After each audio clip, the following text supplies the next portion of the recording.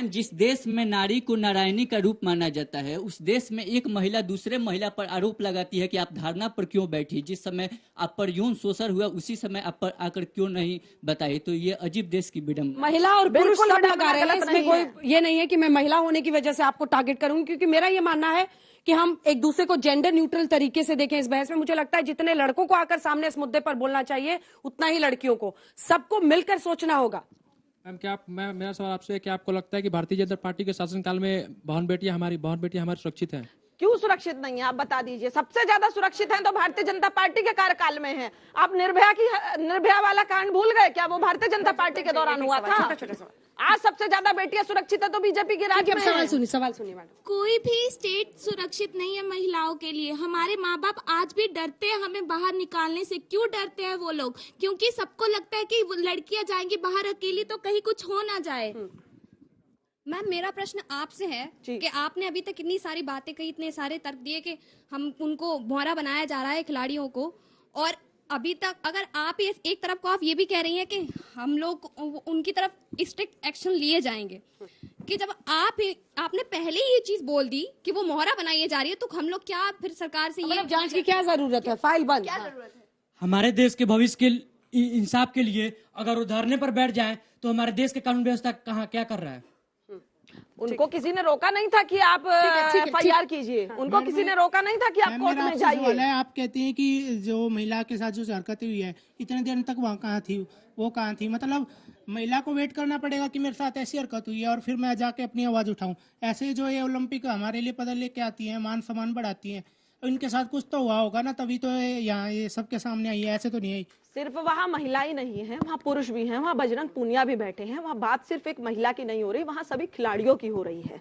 मैंने अपने स्टेटमेंट को फिर मैं दोहराती हूँ, खिलाड़ी हमारे देश का गौरव है। अगर उनके साथ गलत हुआ है तो उनको न्याय मिलना चाहिए, निष्पक्षता के साथ उनकी जांच की जानी चाहिए। लेकिन जब तक न्याय सिद्ध नहीं हो जाते, हम किसी सांसद को या किसी भी पॉलिटिकल पार्टी के किसी भी व्यक्ति को, किसी भी संवैधानिक पद पर बैठे व्यक्ति को दोषी नहीं मान सकते, दोषी नहीं मान सकते।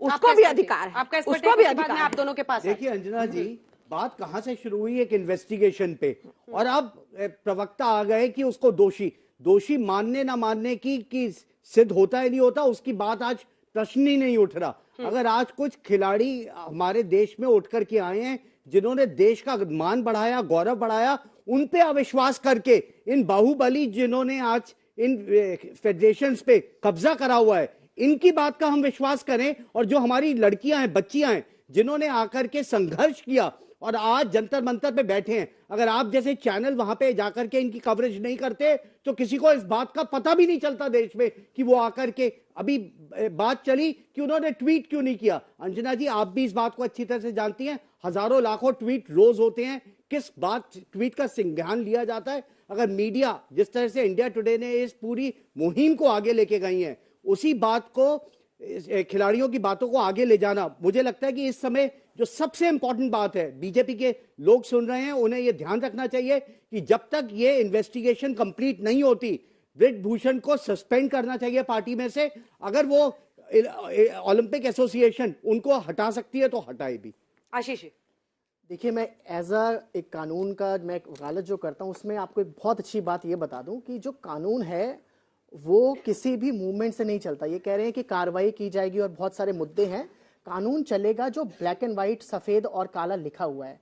कानून ये कहता है कि अगर किसी के खिलाफ कोई कंप्लेंट नहीं है, किसी ने कोई शिकायत नहीं करी है, तो जांच कैसे की जाएगी? क्योंकि जब तक शिकायतकर्ता सामने नहीं आएगा, वो अपनी स्टेटमेंट आके नहीं देगा, जांच कैसे चलेगी? आप मेरी बात सुनिए, बहुत साल पहले देखिए ऐसे आप देखिए, बहुत साल पहले कर सकता है ऐसा? मैं वही कह रहा हूँ, सरकार कर सकती है, बिल्कुल कर सकती है ना, मैं इसमें आप कर सकती है ना, बिल्कुल नहीं। जब तक कंप्लेनेंट आके स्टेटमेंट नहीं देगा, आप जांच शुरू कर देंगे, कंप्लेनेट नहीं आएगी, फिर क्या करेंगे आप जांच शुरू कर दीजिए, कोई स्टेटमेंट देने नहीं आता। मैं आपको एक और बात बताता हूँ, बहुत साल पहले, एक सेकंड, दोनों वकीलों को एक साथ दिखा दीजिए एक बार। बहुत साल पहले मीटू का जब मूवमेंट हमारे देश में शुरू हुआ था, तनुश्री दत्ता का मामला कितना हाईलाइट हुआ था नाना पाटेकर के अगेंस्ट। आज की डेट में उस केस का स्टेटस ये है कि पुलिस ने ये कहा है कि वो झूठी कंप्लेंट दी गई थी। कोई इस बात को आपको रिसर्च करनी पड़ेगी तब मिलेगा, लेकिन तनुश्री ने जब एलिगेशन लगाई तो किस तरीके से उसको हाईलाइट किया गया, उसका कोई कॉम्पनसेशन या उसका कोई, आप ये सोचिए कि उस आदमी की रेपुटेशन, आप सोचते हैं कि चलिए सेफ्टी के लिए तो सब कर रहे हैं, सेफ्टी हम भी चाहते हैं, आप भी चाहते हैं, लेकिन जब आप ये देखिए कि एक एलिगेशन के बेसिस पे किसी का पूरा करियर तबाह हो सकता है, तो हमें जांच की जो कार्रवाई है उसको आपकी पूरी होने हर तक बात इंतजार से करिए। ये साबित हो रहा है कि आपकी सहानुभूति उस शख्स पर है जिस पर आरोप लगा। मेरी सहानुभूति कानून के साथ है। सहानुभूति देखिए, उसकी रेपुटेशन, हमारा डेमोक्रेसी और अगर आप इसको बनाना चाहेंगे, बनाना रिपब्लिक में यही फर्क है कि जस्ट बिकॉज 100 लोग आके शोर मचाने लगेंगे कानून नहीं बदल सकता।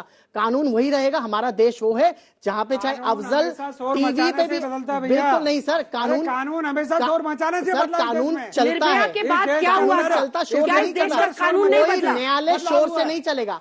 आप कितना भी चीखेंगे, न्यायालय कानून सुनेगा, आपकी चीख, आप सर न्यायालय में जाके ऐसे चीखेंगे तो शायद आपको डिटेन किया जाएगा। आपके चीखने से कुछ नहीं होता, कानून है, कानून की कार्रवाई की जाएगी। भैया पढ़ा लिखा मैं भी हूँ, अधिवक्ता मैं भी हूँ सर, तो आपको तो फिर ये समझना चाहिए, जो कानून आप गलत बात, आपको तो समझना चाहिए कि कानून की बात है। अब अपनी राजनीति को आगे लाएंगे वो अलग आपने बोल लिया, जवाब सुनिए। एक बहुत बड़ी बात अंजना जी मैं कहना चाह रहा हूँ, तीनों महिला पहलवानों ने बहुत गंभीर आरोप लगाया, उसमें 3 बातें उन्होंने कही है जो हमें इस पर चर्चा करनी चाहिए। उन्होंने कहा कोचेज मीडिएटर का काम करते थे, बहुत गंभीर विषय है, क्योंकि कोच, खिलाड़ी और उसके बाद संघ। सोचिए कोच कौन है के साथ आप कैंप्स में रहते हैं, दिनों दिन रहते हैं, मतलब कहीं ना कहीं ये लाइन है, ये चेन है, इस चेन के अंदर कहीं ना कहीं गड़बड़ है, और वो बेटियां अगर आगे आई हैं तो उनका हौसला बढ़ाना चाहिए। हम हौसला बढ़ाने के लिए, हमें नहीं पता कौन दोस्ती, हमें नहीं पता कौन कौन सी जाति का है, हमें नहीं पता कोई कितना बड़ा बाहुबली है, परंतु अगर कोई बेटी बोल रही है तो उस बेटी के दर्द को पूरे हिंदुस्तान को समझना चाहिए। यह सूरजपाल अमू कहना चाहता है।